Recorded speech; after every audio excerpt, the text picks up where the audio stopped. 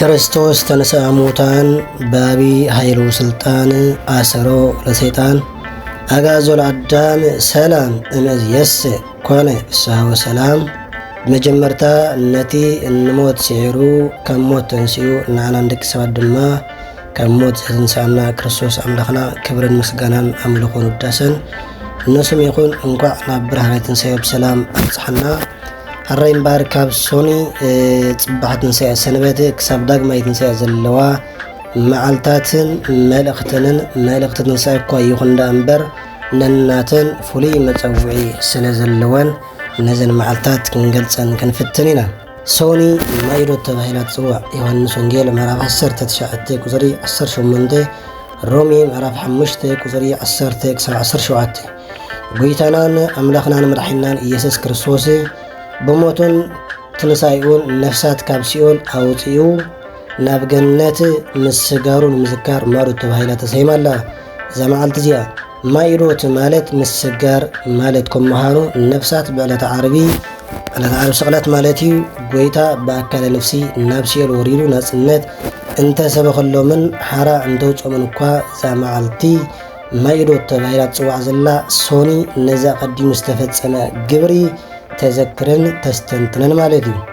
ሰውሎስ ቶማስ ተባሂላ ትጽዋዕ። ዮሐንስ ወንጌል ምዕራፍ 10 ቁጽሪ 24-30። ኣብ ዕለተ ትንሣኤኡ ሰንበት ምሸት ጎይታናን መድሒናን ኢየሱስ ክርስቶስ ሓዋርያት ኣብ ዝተኣከብሉ ኣብ ዕፁብ ማዕጻእትዩ ክግለጸሎም ከሎ ኣብ መንጎም ቶማስ ሓዋርያ ይነበረን።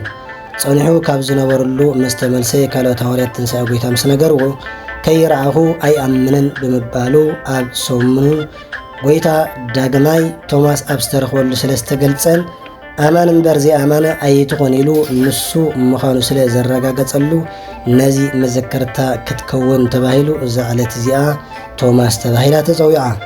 ረቡዕ ኣልዓዛር ተባሂላ ትጽዋዕ። ዮሐንስ ወንጌል ምዕራፍ 11 ቁጽሪ 38-46።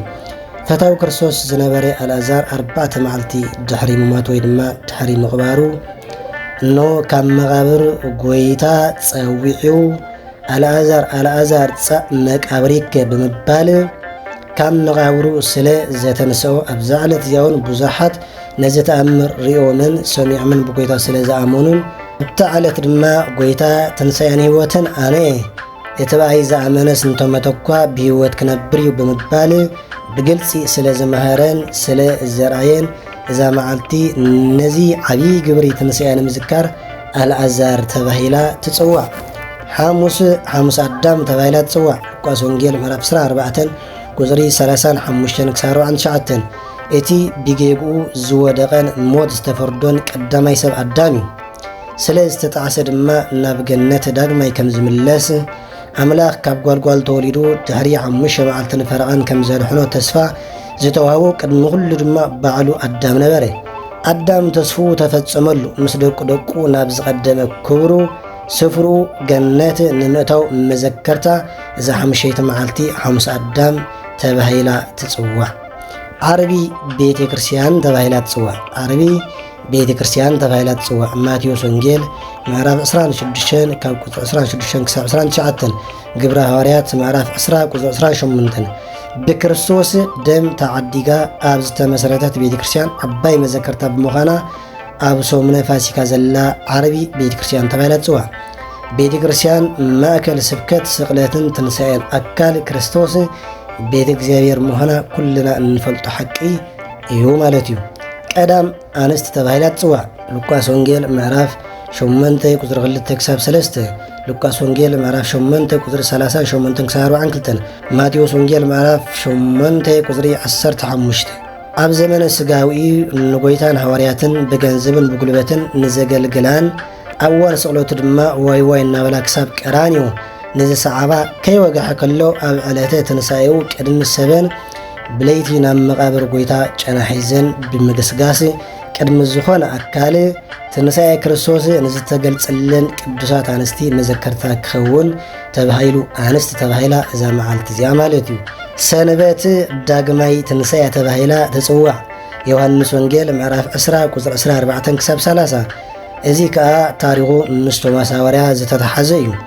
ከምቲ ኣብ ዕለተ ሰሉስ ተገልጸ ኮይኑ ቶማስ ኣብ ቀዳሚት ሰንበት ትንሣኤ ጎይታ ንሃዋርያት ክግለጽ ከሎ ስለ ዘይነበረ ንትንሣኤ ጎይታ ብሰሚዕ ጥራይ ዘይኮነስ ዝረኣዮ ምእንቲ ክምስክር ደሊ ከይረኣኹ ኣይኣምንን ብምባሉ ጎይታ ናይ ልቡ ፈሊጡ ኣብ ሰሙኑ ዳግማይ ንሱ ኣብ ዝተረኽበሉ ተገልጸሎም እሞ ንቶማስ ሃዋርያ ኣጻብዕትኻ ናብ ዝምጽእ ነዳወይ ረአ ኢድካ ከዓ ናብዚ ኣምጽእ እሞ ናብ ጎነይ ኣእትዎ ኣማን እምበር እዚ ኣማኒ ኣይትኹን ኢልዎ ንሱ እውን ከምኡ ገበረ።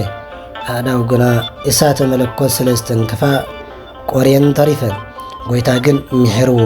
ቶማስ ድማ መሊሱ ጎይታይን ኣምላኸይን ኢሉ በታ ሓደ ኣምላኽነቱ በቲ ካልእ ድማ መሓርነቱን ጎይትነቱን መስከረ።